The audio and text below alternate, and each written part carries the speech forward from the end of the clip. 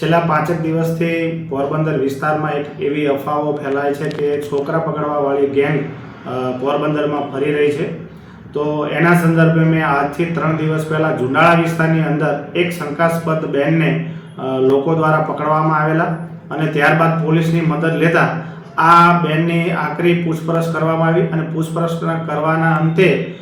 પોતે ઉપલેટા ખાતેથી પોરબંદર છેલ્લા 16 વર્ષથી માથાના વાળ એકઠા કરવા માટે આવતા હોય એવું તપાસમાં ખુલેલું। ત્યારબાદ ગઈકાલે પણ એક એવો જ બનાવ બનવા પામેલો હતો, જેમાં એક નવયુવાન ને લોકો દ્વારા એને પકડી પાડવામાં આવેલો અને પકડી અને ત્યારબાદ એ પોતે છોકરા પકડવાવાળી ગેંગના સભ્ય હોવાનું પબ્લિક દ્વારા જાહેર કરતા પોલીસની મદદ લેતા એની તપાસ અને પૂછપરછ કરતા અંતે એ પોતે કાનપુરના વતની હોય અને અહીંયા અસ્થિર મગજ હોવાના કારણે અહીંયા આવી ગયેલો હોવાનું તપાસમાં બહાર ખોલ્યું છે।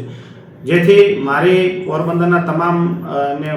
નમ્ર અપીલ છે કે આવી કોઈ અફવાઓથી પ્રેરાવું નહીં અને જો કોઈ એવો બનાવ કોઈ પણ ઈસમ શંકાસ્પદ આપને જણાય આવે તો સતર્ક રહેવું અને તાત્કાલિક પોલીસને જાણ કરવી, પરંતુ કોઈ ખોટી અફવાઓ ફેલાવી વિસ્તારમાં પેનિક ફેલાય એવા ખોટા સંદેશા ફેલાવા નહીં।